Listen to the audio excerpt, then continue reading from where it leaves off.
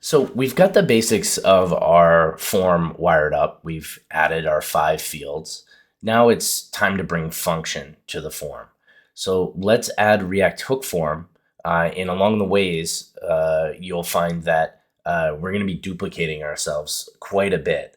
And through the power of React and component-driven design, we're going to be able to generalize some of those components and make them reusable, which is one of my favorite things about React.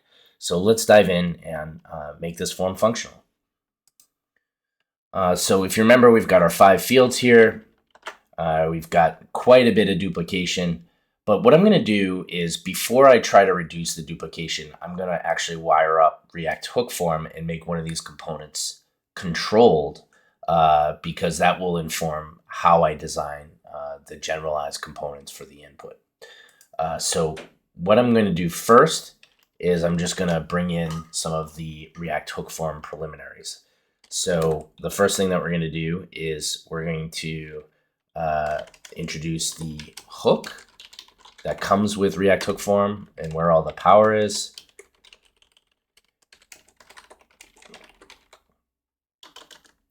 We're going to create our submit handler.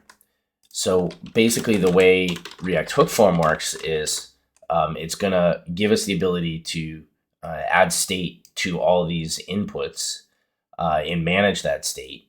But also it's going to give us the ability client side to handle the submission and do something of meaning with the data. For our purposes here, we're going to use the data to perform a mathematical calculation to determine the amount of insulin we should give the individual. So the way we do that is we have this handle submit, which is a return prop that comes from use form, and we're just going to pass it a function that is going to be our function handler. So I like to just create an onSubmit handler for clarity. And I'm going to pass that in here. And for now, we'll just put in a console.log for the data. And I'm going to give it any for now. We're going to change this eventually, but just to get all the warnings away, we're going to stick with any for now. Generally in TypeScript, it's frowned upon to be using any. I would never commit a function like this with an any because we want to be very specific about the payload that's coming from the form that we'll use to perform the mathematical calculation. But here what we're going to do is we're also going to need the register function from React hook form, because that's going to tell React hook form what inputs we want to be controlled, right? So here what we're going to do is we're just going to do a simple register for our target A1C. All right. And what you'll see if we open up our console, oh, I need a submit button too. So let's add a submit button. So we'll add a div and then an input type equals submit, value equals calculate. And again, we'll use some Daisy UI niceties for our button. I think that's let's see how that renders. Yeah. So again, Daisy UI comes through really nicely for us here. We get nice style buttons with some nice mouse over effects, things like that. Really nice utility classes that we get. But again, we don't want these classes inlined on the submit handler here. We want to extract these out into our CSS. So I'm going to call this form submit button, and we'll move that CSS into our CSS file.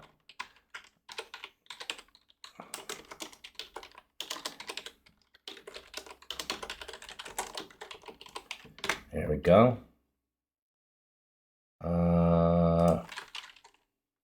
Oh, my fault. I want this to be form submit button.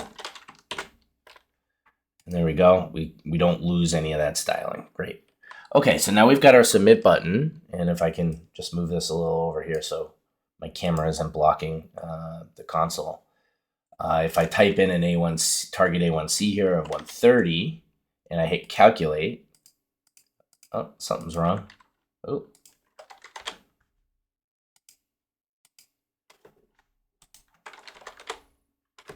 Oh, over here in the form, see, I have this directly piped to on submit. What we actually want to do with React hook form, we want to wrap that on submit handler with handle submit. And then you can see, because of the magic of that register function, it's just bringing in that data right off the bat, which is great. Okay, so then I'm pretty much done. What I want to do, however, is I want to place all of this in a form provider. So I'm going to put this entire form, I'm going to wrap it in a form provider. And then I'm going to have to change the return values here.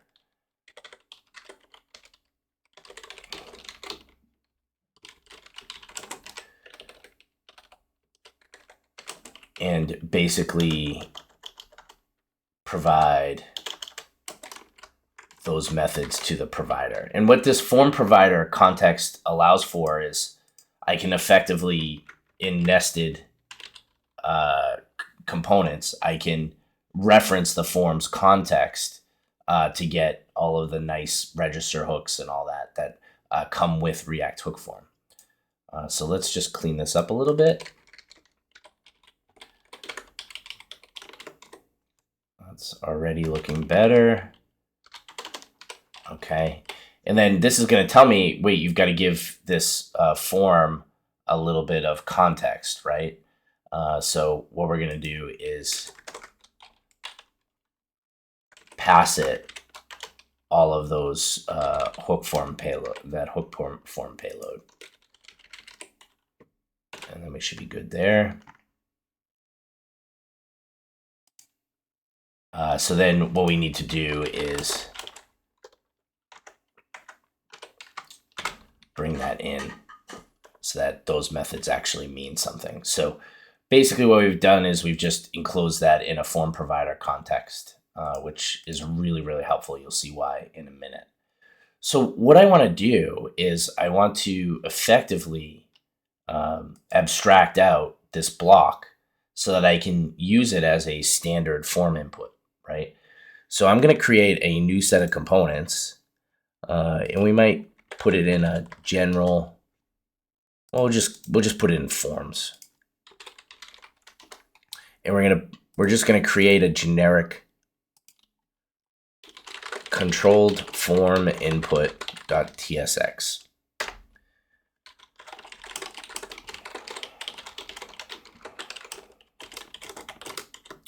And this controlled form input is going to at least need a name, right? We've got to give it a name. And we're going to take this and we're going to extract it out, and we'll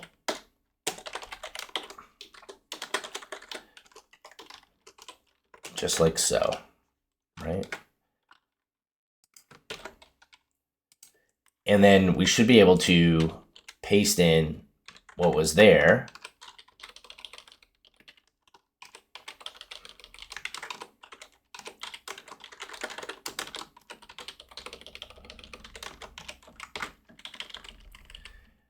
And notice that this register doesn't actually exist because I'm outside of the form's context now, right? I don't have register in scope.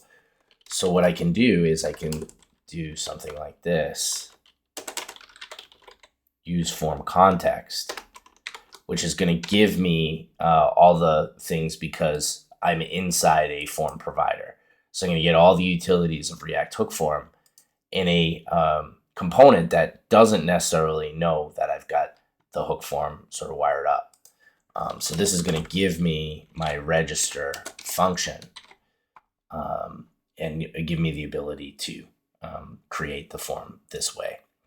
But notice too, we've got this generic placeholder. So what I want to do is I actually want to bring in placeholder as well. And we can parameterize that.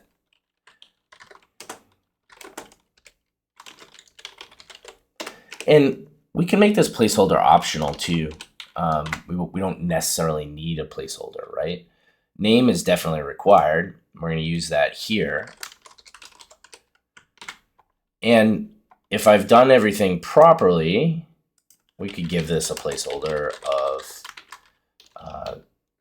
redundantly, I guess, target A1C.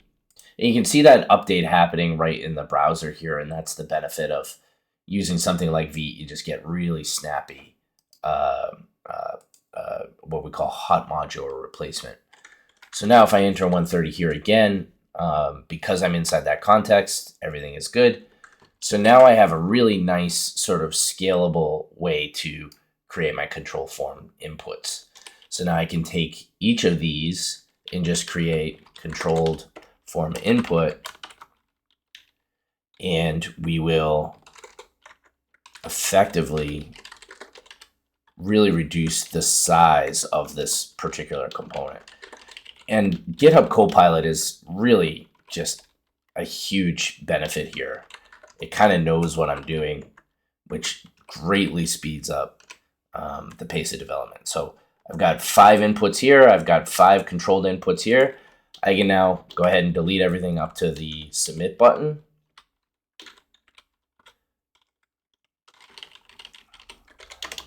And now, if I enter something in each of these fields, oh, we've got to also parameterize our label. Notice here, our target A1C is not what we want, right, for our label. So we've got to parameterize that. And we're going to make that required.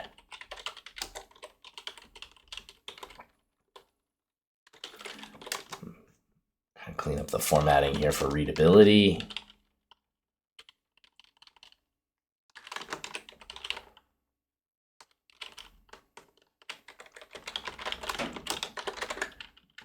All right, so when I introduce that prop, notice now all these are invalid. That's the power of using good TypeScript in well-formed sort of parameters.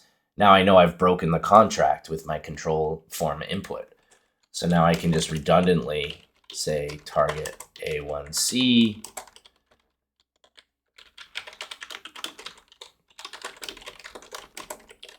And kind of just fill in these labels, right?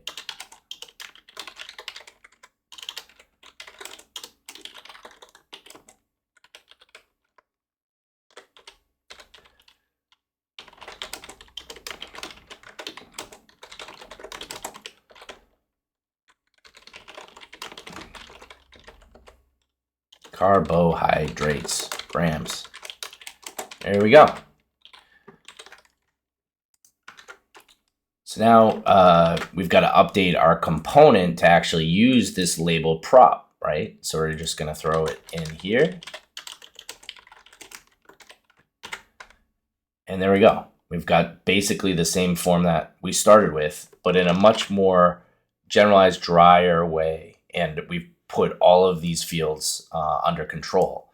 So now if I enter 130, correction factor of 40, carbohydrate factor of 40, all these numbers will play into this mathematical calculation that we've got to do, right? And let's say he's having 30 grams. So if I hit calculate, you notice that the JSON payload now has all of the information that I could use to perform my mathematical calculation. You might notice that there's a little bit of an issue here, right? These are all coming in as strings, and this is where using a Zod resolver can really help. So we can go to the documentation on React Hook Form, and we can search for Zod. Let's see here. I think it's on this page where I can show you. So this is a really helpful documentation. It shows you how to use Zod in the context of React Hook Form. Zod in particular, even outside of using React Hook Form, provides you with really great ways to basically more granularly define the payload that you're building, right? So let's use that in the context of our insulin calculation to bring a little bit more structure to this payload, right? So what we're going to do is we're going to create a Zod schema here. So const calculation schema equals z.object. We're going to import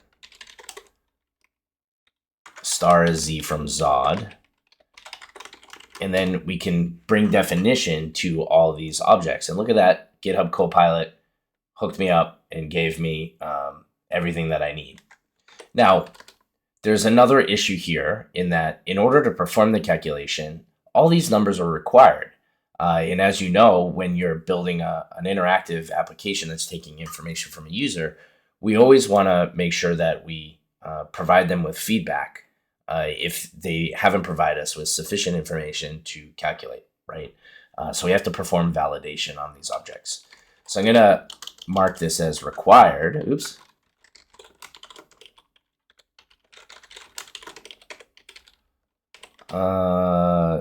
Maybe required is not the call. What's the call? Z.number dot. We're going to say positive.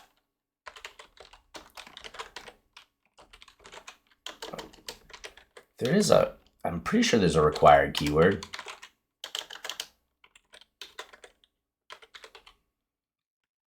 Let's see here. It's not optional, it's required. So we'll see how this turns out. Okay. So we'll just make it positive because we're only dealing with positive numbers.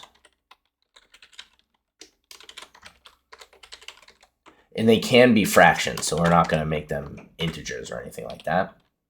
And if we go back to the documentation, what's really powerful about Zod is you can take this schema definition and actually generate a TypeScript type off of it. So I'm going to go ahead and do that.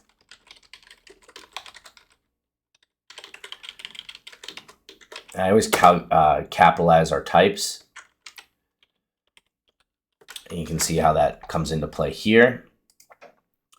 And then what I'm going to do is I'm going to bring in that Zod Resolver and basically tell React Hook Form about it so that it can do something meaningful with it, right? So what we're going to do in our, oh, I'm in the wrong component here. Let's move these consts to the proper component. So we bring it into insulin calculator.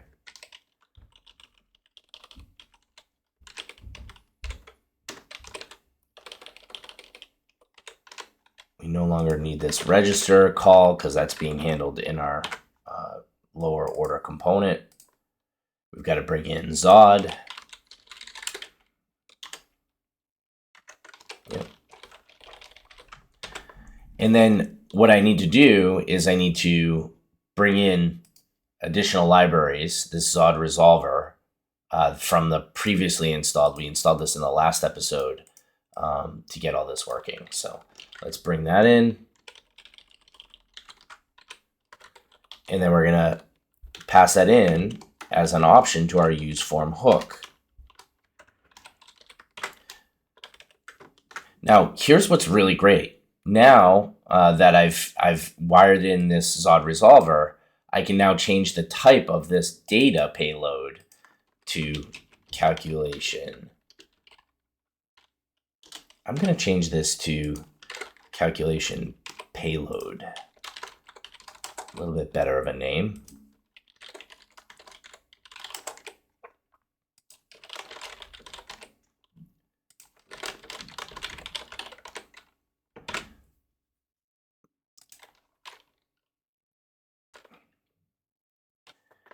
Data calculation payload. Oh, I forgot the A here. typo. Okay. Type of calculation payload. All right. And I believe what I need to do is I need to pass use form a generic for calculation payload, and that allows me to assign data to that type. So TypeScript generics really help with type safety and allow for some of this sort of dynamic handling of types based on our use case, right? So now if I go and I submit the same form, and I do have to repopulate this annoyingly. 130, 40, 40, let's say 180 and 30 grams. Now the form is not submitting. And the reason for that is it's failing Zod validation for some reason. These are all positive numbers. I think I need to parse them as numbers.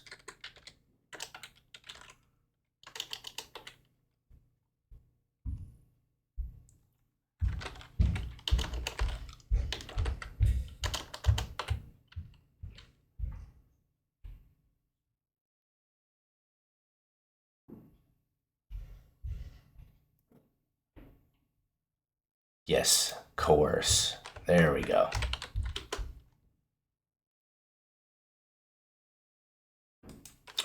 Zod coerce.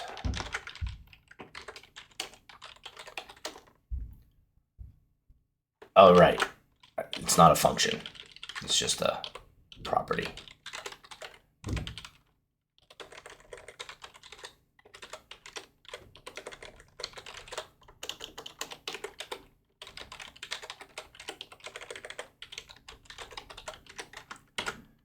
All right, let's see if the function works properly now. Yep.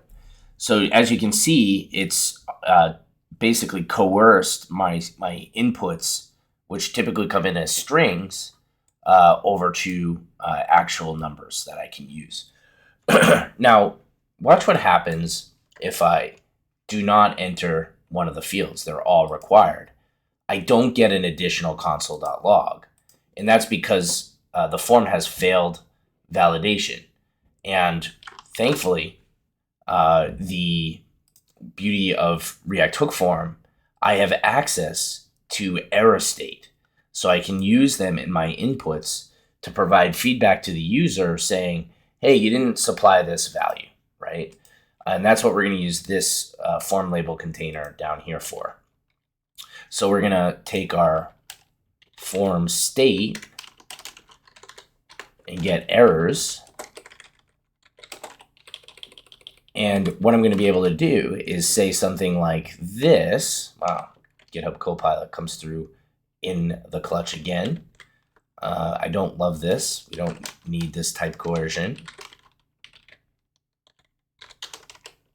I guess we can leave it in there. We've got to match our component here. So errors name, span error text.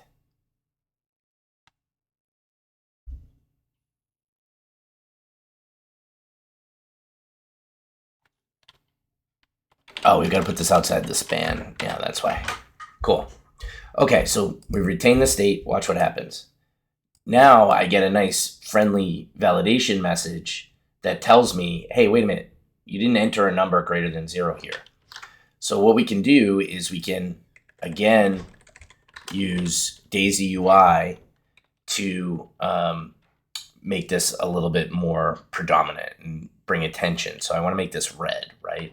So what I'm going to do is I'm going to say text